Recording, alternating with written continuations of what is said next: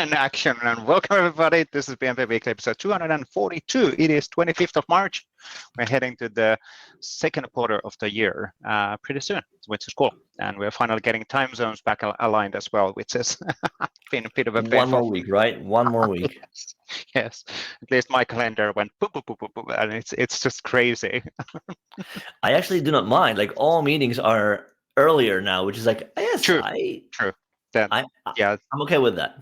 That 1 hour actually has a massive impact.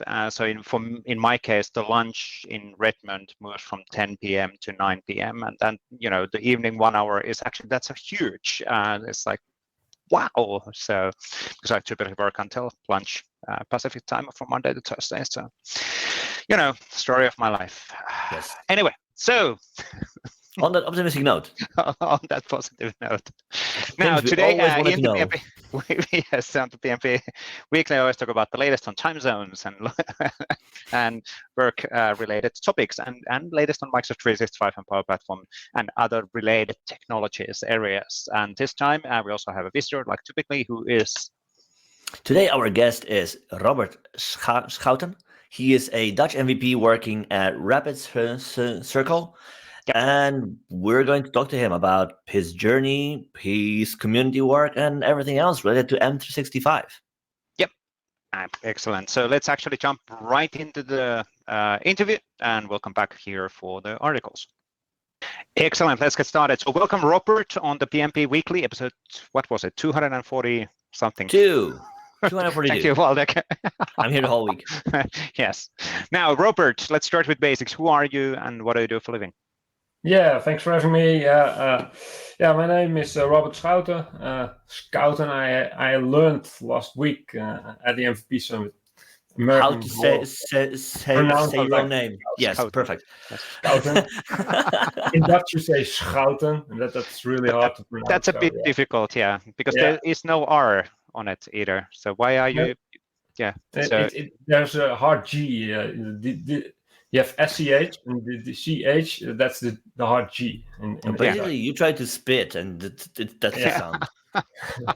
Leave that out. So you're basically coming off with the letters, as you say. Yeah, the letter is not here, but you can actually... Anyway, Robert Schouten. I work at Rapid Circle as a principal consultant. Most of my time architecting and developing solutions for our customers. Around Teams, SharePoint, of course we use a lot of Azure in that, SPFX, Teams bots. Copilot. Copilot is more and more coming in. Yeah. I think it's a bit early still for Copilot. Let's come back on that one in a second. But But so that's how, and you're an MVP as well. So Microsoft 365 developer MVP, unless I'm completely mistaken. You're mistaken. Are you a SharePoint one? Yeah, it's M365 Teams and SharePoint. Yeah. Okay. So again, technically, it doesn't really matter which technical area you are. You are a Microsoft 365 MVP. So but we, as me and Waldek, are the MVP leads for the Microsoft 365 developer. We're kind of trying to catch up on the things. So I should know. But anyway, doesn't matter. Now, let's start with a bit about your work first. So what does a technical architect actually means? How is your daily looking like? What do you do? So sometimes it's just actually projects in DevOps teams, Scrum teams, and then I'm involved in a few. Sometimes it's more pre-sales, so advice, calculations, getting some pictures already for the customers so we can talk to them and then get it a little bit more on diagrams, etc. So we have something to talk about. So those kind of things we do.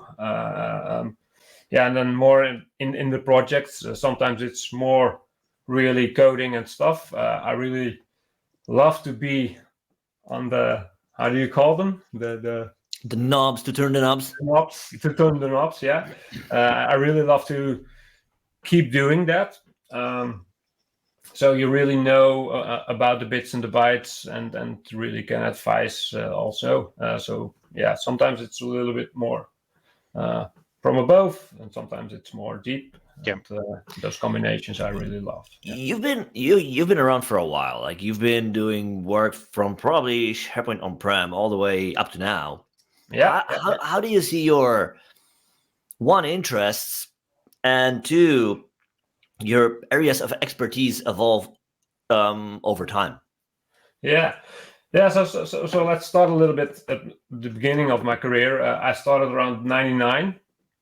I started working at Sony Europe, and I started there as a trainee in the Intranet Competence Center, the European Intranet Competence Center. So Did you have a Walkman?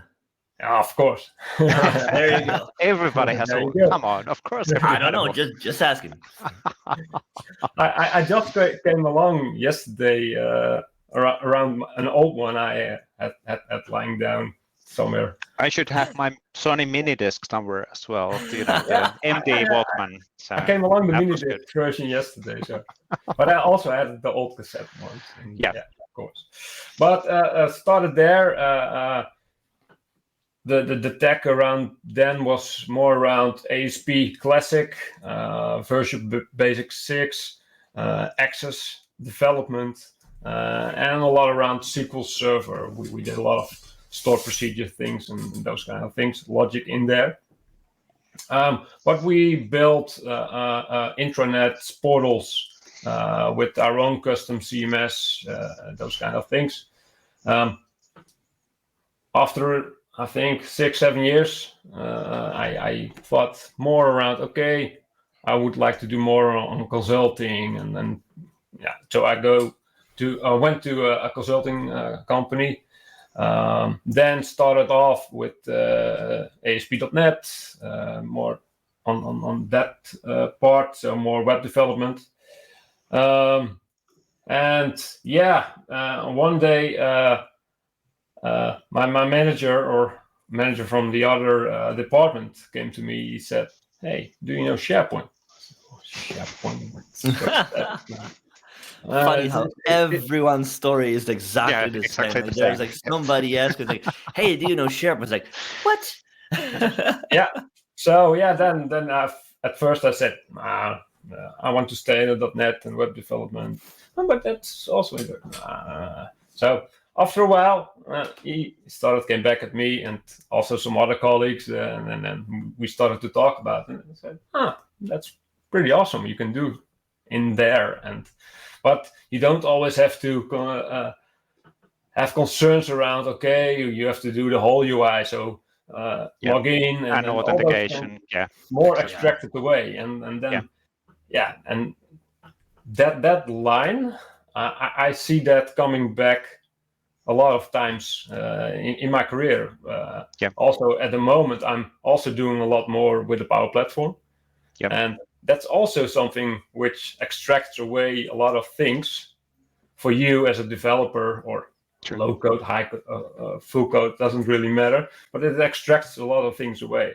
The PnP program also extracting a lot of things away for you. SharePoint Online is getting away the server and then all the infra stuff for you. So all those kind of things, I really like that. Getting value for your end user in the end of the day. In the box, It's not really important, all the tech stuff, but getting things done, that's important. Before we continue on that a bit, this is the thing what I went to check. So as we talk about Walkman, and this is wrapped. Good old TDK, 60 minutes. Yeah. Oh my God. And it's a high definition. High definition tape. Sorry? Yesterday I stumbled in the mini disc. Those are a little bit small, and those are the digital ones. Yes, they are. That was a digital one. This one was still analog. So for all of the youngsters out there, this is what we listened. We recorded stuff from a radio, and then we basically and like you had to be on time to press the record, and then like stop it just before the DJ would talk. True. And True. put your pencil in it. And To Yes, rewind. Yes. Yep. Because you didn't want to rewind in Walkman because that drained your battery, so you wanted to actually do it manually by. And also once at a time, like you would put it in a device that would just like eat it, like just rip the whole tape out of it, and then you had to like rewind it back manually. It would be like all wrinkled and all that. Ooh, and then of course Commodore 64 games were in this as well. So also where you had to align the headings with the little screwdriver, just have like 3 stripes. And one of the most weirdest thing, and we'll get back, Robert, on you in a second. I know in Finland they were even broadcasting in radio Commodore 64 games by basically this. So you would be able to, from radio, catch them recording, and then you can. Well, that's a weird way of transforming data, right? How you could make a tape read only and then make it read right again. Yes. Yeah. That's anyway, vandalism, right? Exactly. Exactly. Same as for the discs. Well, Anyway, so let's not spend too much time on that. But that was a nice finding yesterday because I was searching something and I said, oh, there it is. Okay, cool. Something which is wrapped in the. So just leave it for years and years and years, and maybe it's going to be worth billions. Yes, of course it will. Absolutely, 100%. Now, I think, like you said, Waldek, it's interesting. Everybody has that similar kind of a background in Microsoft 365, especially within the team's development, or those who've been a longer time in the game, because it's like somebody came and said, "What about SharePoint?" It's like, yeah, I don't know, and here we are. So but then there's also this very interesting thing where, especially the last few years, I see more and more folks who like entered the space at the era of SPFX. Like that's the background that they've got, and you're like, wow, you're missing out on so much stuff. I think it's a good thing because that wasn't really the start of SharePoint development. Wasn't that good? It was a bit painful. Well, so you mentioned that, but I mean, like, so the way I rolled into it, like, I came from a PHP background. Did a first project in SharePoint, which was internet site, and then after that, I got to do ASP.NET. Oh my God, that was terrible. Like suddenly I had to write my own nav. I had to write my like model permissions and like roles and like, why? Like doing that where it was exactly that. Like in MOS, you got all of that for free. Back in ASP, you had to do everything. And you're like, that is so cumbersome. So yeah, that's why I went that way. Yeah, exactly. Like you went at it the right way. I was like going there, then going back. I was like, no, I don't want to do that. I want to. But if you think about these cycles and for newer people as well, if you think about SharePoint and SharePoint Designer, technically idea was exactly the same as with Power Platform, wasn't it? Right. So you have the composed and bits and pieces, and you're able to create and design things. But then the implementation was different, but the idea was still the same: empower end users, empower information workers to achieve more. It was still very much involved. It was still very much based on HTML. Like you need to to automate things. You had to know JavaScript, and it's like you can make a point. Like so, was in InfoPath kind of meant more as going more in that low code space? I don't know. Yeah, I think maybe. It's a mix.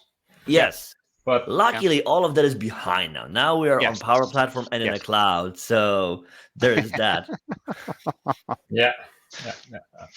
How do you see, Robert, the transition then from the SPFX teams development and Power Platform, and how do you see the was SPFX and SharePoint development did give you? Sorry. Puck moving. How do you see the puck moving? Yeah, puck moving. Any thoughts on? Is it enabling partners to do more? Is it a limiting thing, or how do you see the future with all of this stuff? Yeah, if we talk about SPFX especially, for me that was really an eye opener how easy things could be, because you had so much more influence on what you were doing. It was more predictable if you were shipping that and debugging it, etc. And by the way, just to call it out, it's not going to go away. 1.19 is coming this week, so just saying. Of course. But that was really something which was a relief, I could say. The old WSP and full code stuff on-prem and later on the sandbox solutions and things like that. It was not always that predictable. That's true. True. And you really had to do a lot of stuff around it and to make it a little bit more predictable on your shipment and things like that. So getting into that evolved a lot and made things better. And also from the teams part, at the beginning, if you were on the bot framework, the thing Victor got in with the team's bot. What's it called? Yo teams. Yeah. That all made it really a more smooth ride. And of course, there were bumps and things like that. But the community really helped there on evolving that. And now with the Teams Toolkit, things are getting much more smoother and helping a lot. And you can really concentrate on building your features or your thing you would like to do. And that's really great. Yeah. I think the Teams Toolkit definitely has matured, and that's the reason why Teams we basically deprecate it. We basically are no longer investing as a community. Did you want to say pull the plug? Yeah, pull the plug is one way of saying that. But it makes sense because then you have that aligned guidance and messaging, and the Teams Toolkit did adapt a lot of the learnings from the teams. But awesome job from the Victor as well for creating that many years ago and maintaining that together with them other MVPs. So so that really helped a lot and. When they started with the Teams Toolkit, I, as an MVP, I also provided a lot of feedback there, and working with that team and have some discussions around, how can we really make things more smooth on the whole, and the CI/CD pipelines and things like that, and getting that in, but also making it more predictable, because in the beginning, the Teams Toolkit was also a little bit like a black box. You didn't have the YAML files yet, so you didn't have really the control on what you could do. And then, how they evolved that's really nice. How they're doing it now. Do you see that as a challenge? So if you think about Power Platform is a great example, but the abstraction layer has been pushed really far. And so you don't actually know how it's even being implemented or what happens behind the scenes. With Teams Toolkit, you kind of control that, but like you said, the first versions of Teams Toolkit, you had no idea. You clicked the button and it did something. But then that's kind of a reducing also, it's increasing the abstraction, but then it hides what happens behind the scenes as well. I think that's better now in the Teams Toolkit. But is that removing or reducing the value of developers and architects because you don't know what's happening or need to know what's happening behind the scenes? Of course, it depends. But you're in consulting business, absolutely. We will count the number of it depends per episode. But if you look at, if you're more in an enterprise and you have your admins to deal with, they would often really like to know, what's happening behind the scenes and what do you need and what do you need up front? What do we need to make sure you already put in some changes, etc., to get that rolling? And that's something which you see. And if you look at the Power Platform, you don't always know what, but you get questions. And so knowing more the bits and the bytes on how things are working, that really can make a journey with the admins together a lot easier. And I think that's a really important thing to do. And if you're going to smaller companies, which I also do, then a lot of times they give you just an account and give you a lot of access. And we more and more say, don't give us this access. We don't want to do anything on production anymore. We like to automate and give that to you. And so. But that is also an interesting point, right? Because like on the one hand, you've got like the pro code approach with structured and repeatable deployments, where you package everything, you give them package and a script, and they can do everything but themselves. But then you get into Power Platform like environments where it's kind of intended to be built in production. How do you marry the two? Like, how do you balance the two? Like, do you approach everything the same way? Like, no. Whether that's meant or not, we always do a structured and packaged rollout, or do you see like no? Like again, it depends. For the things like Teams and like fully fledged apps, we package and script, and for the let's say maker end user things, we do it differently. What's your approach there? We tend to do in the same approach.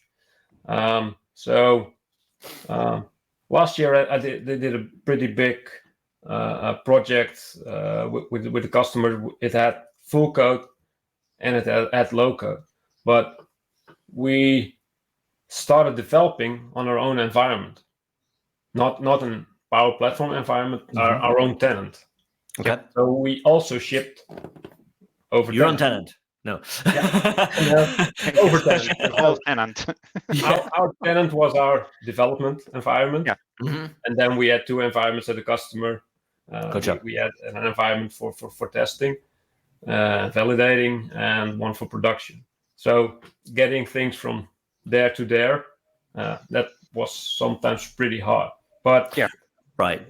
Because from the full code side of things, we were pretty used to having CI/CD, etc., for shipping and getting things from one side to the other side. But the other side wasn't, and we are more and more maturing and doing the ALM stuff on that part too, and getting things better and better there. That's something which is getting there, but not always there yet. Yeah. But is that a common thing what customers are asking, by the way? Is that how do you see that in the projects and customer cases? Are they basically saying we need to have this proper ALM process in place for Power Platform as well? Or so is this something they're asking, or is it something that you learn over the course of years and you're kind of advising them, even if they are not asking about it explicitly? Well, yeah. It depends. In this particular case, we I'll mark this one again here. It depends. Okay, so another. No, but to scope it a little bit more, we also did things around authentication. So also with B2C from the Entra side of things, and to really have separate tenants for that, and really can separate out those things. Then it becomes more and more valuable to have that separately. So being able to do that in those kind of situations, then you have to do that. In smaller projects, or you don't have those external dependencies, then it's more easy to do it on one tenant, etc. So it depends. It depends. Now, sorry, but that's 4. Yeah, I think we're now at 4. Now, something what you also participated on the last year was the Microsoft Teams AI hackathon. Waldek was one of the coordinators and creators of that hackathon. Could work on that one. Can you talk a bit about, first of all, why did you participate? What was Why? Is this something what Microsoft should be doing more, and what's the value for you for participating? And then also, what did you actually create there? And that was really cool stuff. Yeah, the why, I think I like the format a lot because it's 2 weeks. So you have a little bit more time also next to your daily job to do those kind of things. The other why is I love to collaborate with other people on those kind of things, and being on the edge, getting some new innovations in. That's why I use Edge every single day. Yeah, that's oh, wow. But that's what I like to do, being on the newest stuff, etc. So if you can really create something which is not really as simple as you sometimes see, for instance, with a PnP web parts, some samples are pretty good. Sometimes it's only the concept. And then a lot of things are extracted away. And what we try to do is have a real life scenario from end to end. And that's something you could do in that 2-week span. So you could create a lot of things. And that's also the thumbs up for the community. I think you can do a lot of things in 2 weeks. And that's what I like to do, and that's why I participated there. Now, and I think you actually got some sort of a award. You were in top 3, or you were category winner. Wasn't that the case? Yeah, we were the how was it called exactly, Waldek? We were the overall winner. Yeah. Oh, you were overall winner. Okay, good that we got that one clarified. We'll point to the video. I think did a good video with Gary pretty recently, and then there was the intro video earlier on. We'll add it in the notes. Can you talk about what did the solution do? What was the AI piece, and what was the experience? Yeah. So when we started, we thought about, okay, what could be a real life scenario. And then we started to think, like, something in the healthcare would be nice, because we do a lot of things with Rapid Circle in the healthcare. So we thought, okay, you have those multidisciplinary meetings within hospitals, where a lot of specialists come together and talk about patients. Okay, what should their treatments be? So things like that. And they give feedback on those patients, and they gather that information together. But they do that all physically in one room, have an overhead projector, sometimes evenly, because they should show those X-rays to each other, things like that. And all write it down in a big Excel file, and they store it somewhere. Now, you can imagine, I think. So that's what we try to put in within a Teams meeting app. So we created a Teams meeting app using the LiveShare SDK. And the LiveShare SDK makes it really easy within a Teams meeting to have collaborative apps where your shared state with the different clients which are involved is updated. And so you see really, if one person or user is making a change, it's real-time visible for all other users, etc. And so what we created, you could give feedback, but you could also show an X-ray. You could upload a picture, and then you could ink on it and really collaborate on that X-ray and discussing the specifics for that patient, which you are discussing then. And that's what we did, and that was really great doing. Who was on the team? Just to call them out as well. So it was you and Martin Visser was on it. He was more around the whole ID and the business scenario. And Srushti Shah, which is also she's also an MVP and working at Rapid. She was also involved, and we built it together, the two of us. Really cool. Awesome stuff. And congratulations for winning. So was that a trip to Hawaii, or what was the award? Sorry? Watching you, Waldek. What was the award? What was Xbox. the award? So, Xbox. Xbox. Was it an Xbox? Yes. So it wasn't. The trip for Hawaii was for you, Waldek, then. Not. Never mind. No trips to Hawaii. No, that is fun. That is not true. I cannot confirm this. Didn't happen. Yes. But I think I can really say to all the people, get into those hackathons. There was also later on the one for the Power Platform too. I also did that one with Trusty and Martin again, and we had a really great time. You also won? Doing things. Did you also no, win? We didn't win, but that wasn't the most important thing. You can have it all, right? Martin said, he said in the beginning, okay, how can we win? How can we? Yes, exactly. Like very much, we the just want winner to approach. Yeah, totally. That's a good approach. Starting point. Yes. That's a good starting point.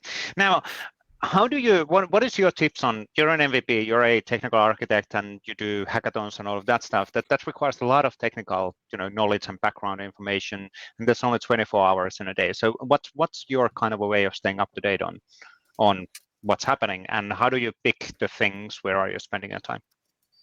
That's the most hardest thing I could say, and especially when I became an MVP in 2018, 2019. There are so much more channels available to you, and scoping that a little bit down, and that takes some time.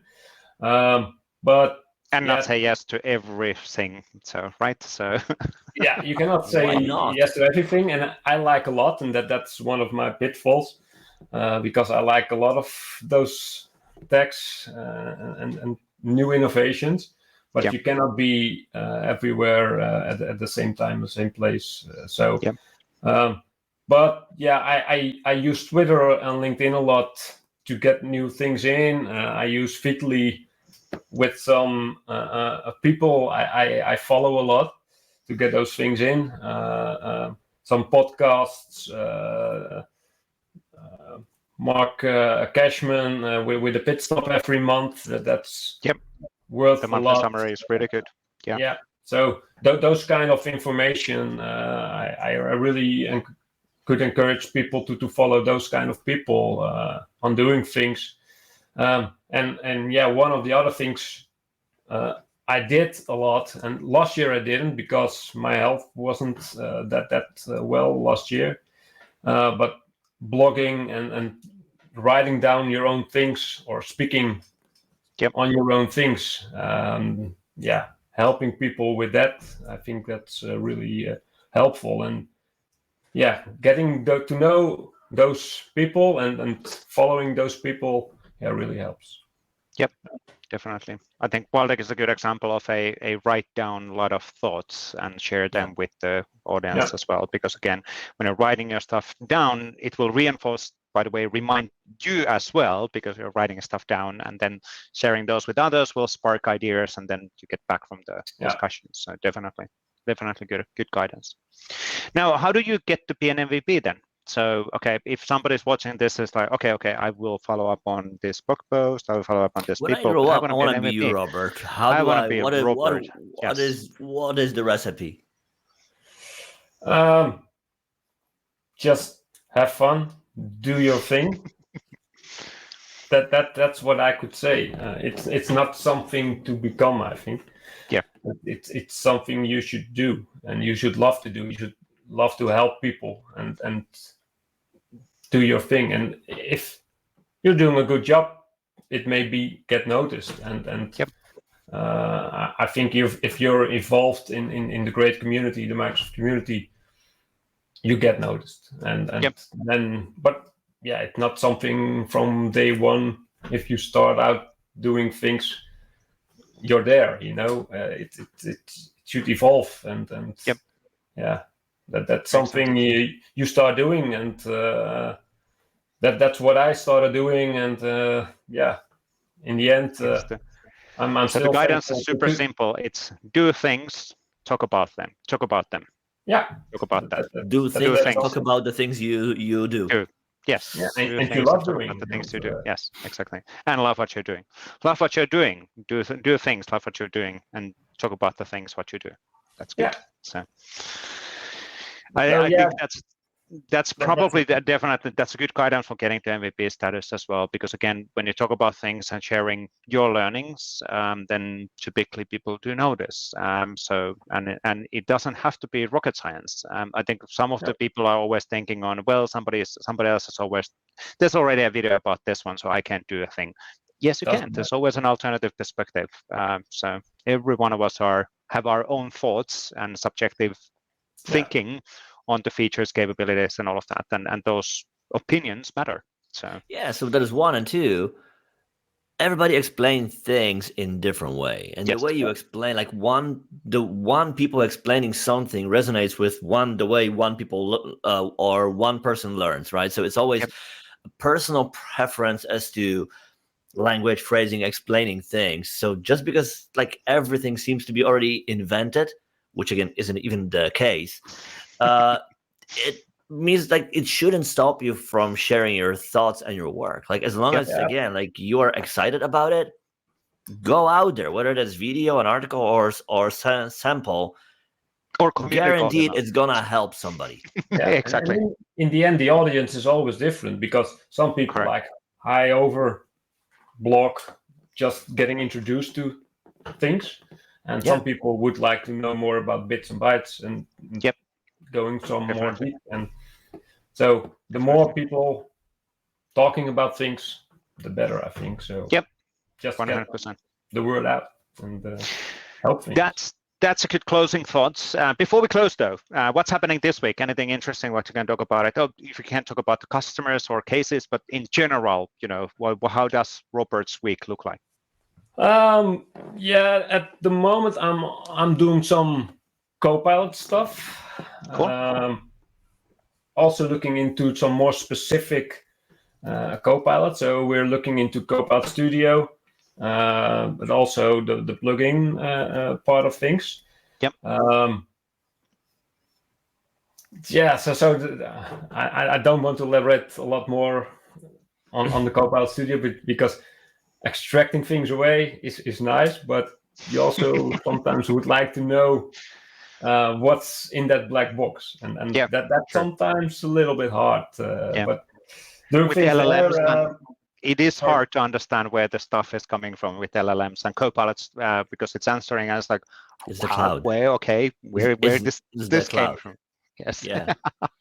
So some more having some more feeling on the grounding part, or doing things there that would be really helpful, I think. Yep. Next to that, I'm having some projects on SPFX at the moment, so I'm doing things there. Cool. And what are you building in SPFX? Just out of curiosity, not Copilot. Copilot. Not yet.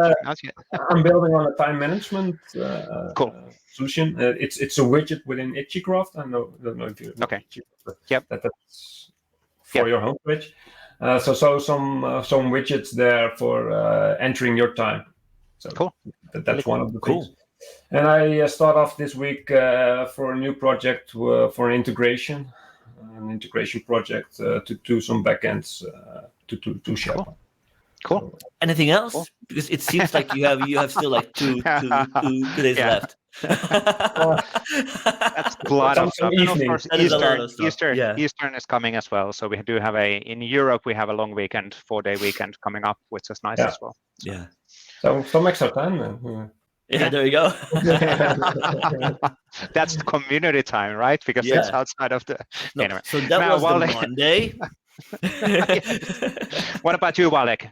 What's on your table this week? Last week is the release week, right? So we're releasing new version of Dev Proxy. We're releasing new version of CLI for Microsoft 365. So that is always exciting time to package the work that we've done. I mean, like everything we do on these two apps is in the open because it's open source. So it's out there already. But just to have the moment where we do the announcement, recap our work and plans for some for the next weeks is always an exciting time. So that is one. Today, as you're watching this, tomorrow as we're recording this, I'm going to do another demo of building graph connectors in .NET. So that would be also a really cool way for you to learn. If you didn't have a chance to learn about it, that is a great way for you to connect to your LOB systems and other apps that you use, and kind of give Microsoft 365 access to the data and insights that you've got stored in there, with the benefit to use that in Copilot, in search, and other experiences. Other than that, we will be releasing some more stuff on Learn in the coming days. So that is that too. We're working on some other new exciting things around APIs, and that is just the Monday, by the way. So yes, like indeed. TLDR, like doing a bunch of things across the scope, and it's really exciting time. Yeah, really cool.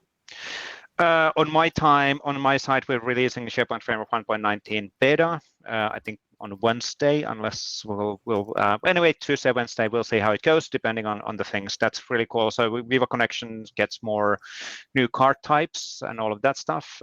Viva Connection is getting a lot of love this semester within our pipeline, and definitely, and not forgetting about the SPFX, the SharePoint side of the house either, or it's not just SharePoint, there's also Teams. There's a lot of usage in that side as well. But yeah, so that's probably the biggest one for me. And then doing a lot of communications and public blog posts on the Viva Connection stuff, and a few recordings again. So there's quite a lot of video work, which I seem to be doing lately, but I guess that's part of the role as well. So it's all good. But I guess that's it for now. So thank you, Robert, for joining on the discussion. Really cool to catch up. It was good to see you all actually in person in MVP Summit as well. Yes. So we didn't talk about it. How was the MVP Summit? Oh, sorry, we can't talk about it. So it's okay. Now on the bombshell. Good night. But it was great. It Yeah. was really valuable again. Yeah. I think that's one of the, those who do not know MVP Summit is the once a year MVP's in-person meetup in Redmond, and we talk about the under NDA, the latest and greatest capabilities and features which are coming up.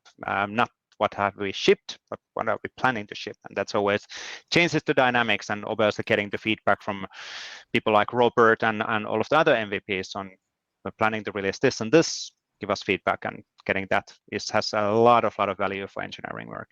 So yeah. But again, I guess that's it. So thank you, Robert, for joining. Yeah, thanks for having me. It was great. Cool. And we'll jump into the weekly articles with Waldek from here. But thank you, Robert. Really, really cool. Thank you, Robert. You're welcome. Excellent. Thank you, Robert, one more time on a great discussion. Good to catch up as well.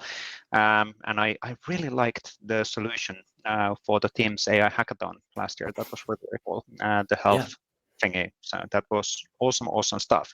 Now let's do a quick round of articles. Let me put the glasses on so I can focus. There we go. And then we'll go to the screen in here. There we go. Cool. So from the Teams blog, let's start from that side. So we had a prompt like a pro. Prepare your week with Microsoft Copilot in Teams. Are you prompting like a pro, Waldek? Yes, every day. No, but there's a lot of good tips related on what the Copilot can actually help on improving and letting you know about the upcoming meetings and grouping and data and all of that stuff. So this is actually really, really cool. Now, I think we talked about the prompt engineering and all of this in the past in the call as well. I'm still expecting a lot of the prompt, this kind of a basic skills to come as a buttons at some point. So kind of a visualization of the prompts, the typical things what you do.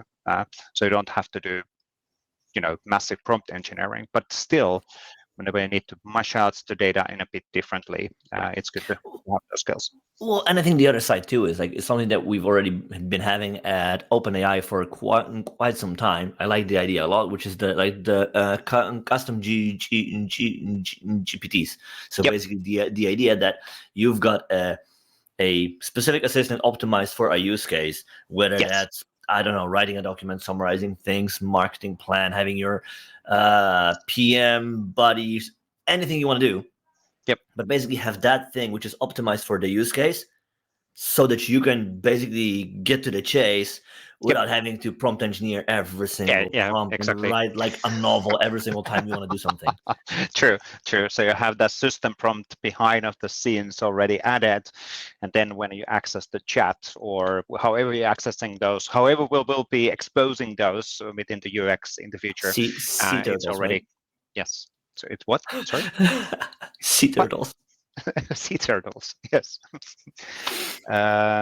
Okay, so moving on to the next article. Adoption and engagement improvements for apps in Microsoft Teams. So there's a new improvements or insights and configuration options for the Microsoft Teams apps, which you can take into use, and capabilities and filtering, and also the requesting of an app to be able to be used by the end users, and the administrator can then approve those apps to be available. So it's good to see that more and more governance on this side of the admin side of the apps as well. So which is really, really cool. Great article on that one, the new features on that side. Now, this is interesting. This got a lot of attention, 22,000 views already within a few days. Collect information like a pro, new Microsoft List forms experience. We've been testing this internally. For example, our MVP Summit submission forms and all of that were based on this technology. But this is actually really, really cool because you can actually design your forms for the Microsoft lists. So that's the custom form which is designed, and you're able to modify things. And then okay, so this isn't the Microsoft forms. This is the forms on the list. Fossil. Correct. Fossil. Yes. Forms on SharePoint lists. Yes. You are 100% correct.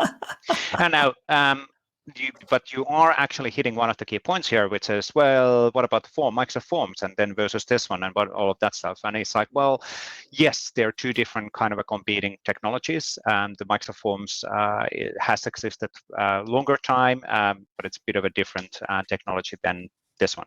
But I think this was the logical next steps. What is happening within the lists at some point, anyway.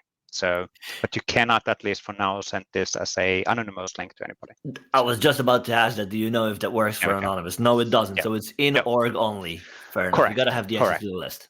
Correct. Now, who knows what will be happening in the future? But that's the situation currently. So that's actually really, really cool. So yeah, and there's quite a few actually now other videos. For example, for Daniel, let's actually do that. Let me put that one not in there. I'm gonna put that one over there, and then we're gonna go that true whenever the advertisement. This is how we do planning of this course. There we go. We do. This is how. Yes. Exactly. Yes. Cool. Next. Now, Mark had a nice blog post also for the IntroZone podcast, and in this time they focused on Frank Cornu's solution. So Frank is an MVP in Microsoft 365 developer, MVP based in Canada. He works for Ubisoft, and he has created this really cool open source set of web components, which you can use within your website, which are then connecting to the Microsoft Graph. So, and that is available, and this is really focusing on that discussion. And there's a live demo on that feature as well, which he did pretty recently in the community call. So it's a really cool graph connected web components for your single page apps. Cool. You would obviously use probably something like PnP PnP search web parts if you are inside of the SharePoint. But in this case, Ubisoft wanted to have an experience which is not within the Microsoft 365. So they wanted to have a free UX flexibility from their That's side. cool. It's really, really cool stuff. Almost like Graph Toolkit, but not using Graph Toolkit, but using this. So, and all open source, which is really cool. Now, Bert Janssen had an update we made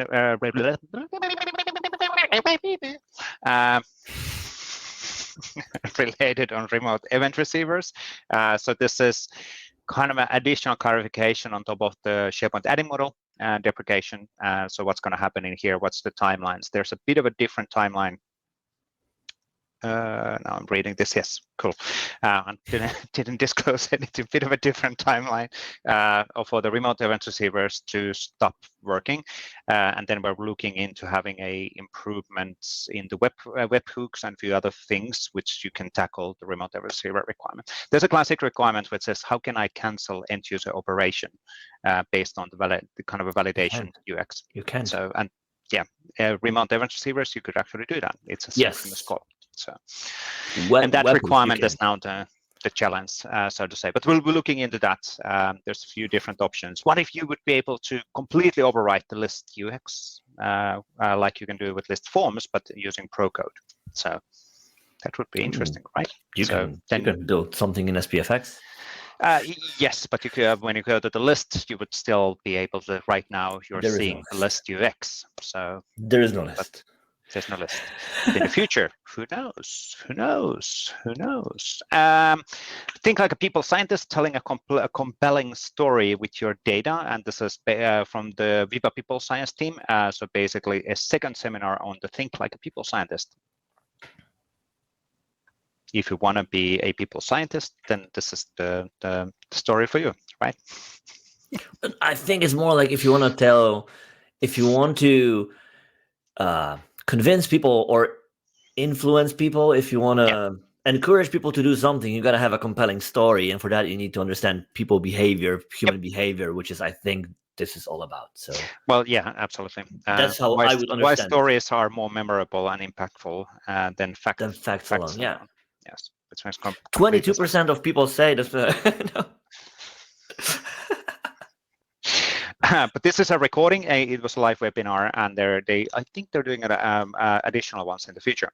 Now, this one is interesting. I had a discussion with Clint from Accelerator 365, and we recorded that. So basically, he demonstrated what they have built on top of the Viva connection and SharePoint. So we talked about their offerings and what's in the store and how they deploy stuff and all of that stuff. So a partner storytelling with Clint. We're going to do similar ones with other partners as well, because it's always interesting to see what people are building and why they're building, and really going a bit more detailed on okay, so what does that mean in practice and all of the learnings and all of that. So a lot of cool stuff there. Now, there was also an article on Feel Empowered and Ready for AI with our new webinar series. So this is exactly the Viva People Science team. So that's basically the recording. This is a separate setup on that one. So basically a Viva People Science series for HR. So they're sharing again learnings on behind of the scenes. And it is a longer series. I think they are planning to do multiple ones. On Power Platform side, Project Enterprise solution with new Microsoft Power Platform security features. Really good to see more and more control.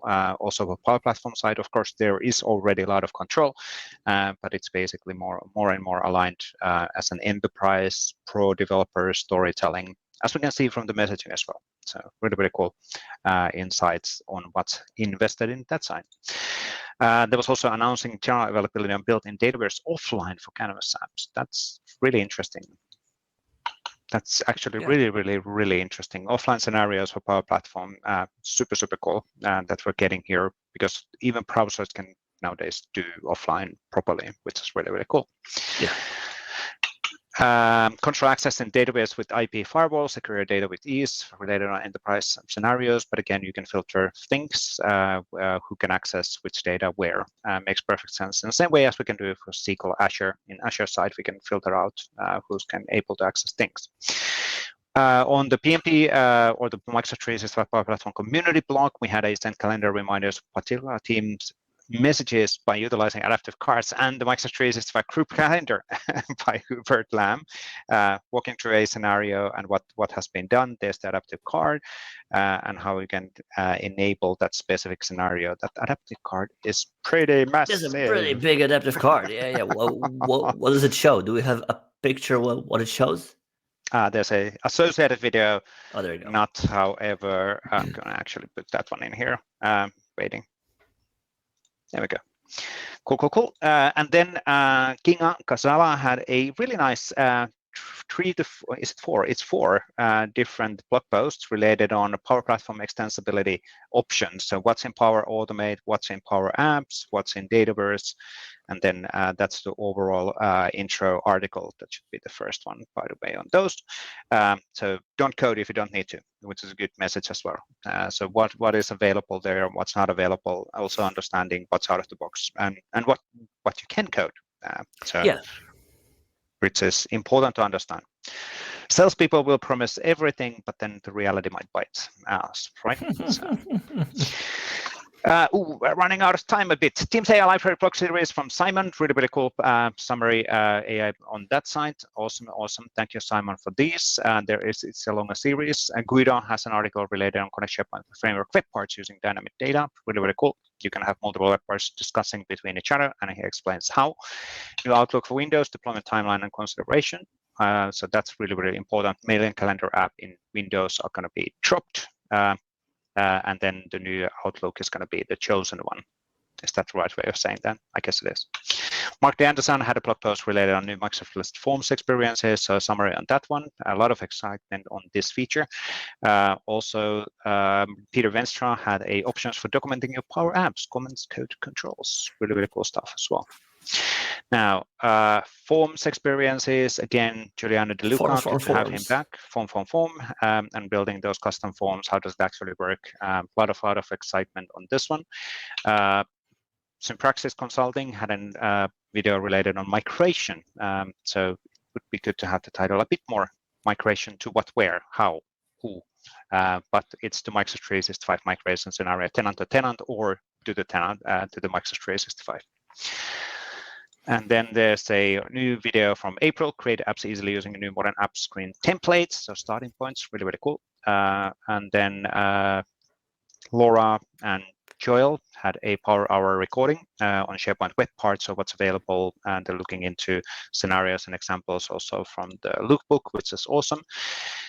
New episode on the Message Center show, episode 326. If they do weekly, we do weekly. This is going to get really difficult to catch up. Yes. So. Unless they will stop and we won't know. That's true. Daniel Anderson had a season 8, and we'll be ahead. Oh yeah. Yes, season 9, episode 21. And Daniel Anderson, similar kind of a video related on what's available in the forms, what you're able to do. And then the final one was for the Hubert Lamb's video, which we opened from the article, talking about the scenario, what he has done, automating those messages with Power Automate, which is really cool. Good. I guess that's it. That is it. Thank you for watching. Thank you for listening. Please use hashtag PnP Weekly when you're doing that, posting something, so we know that's what are you building and writing.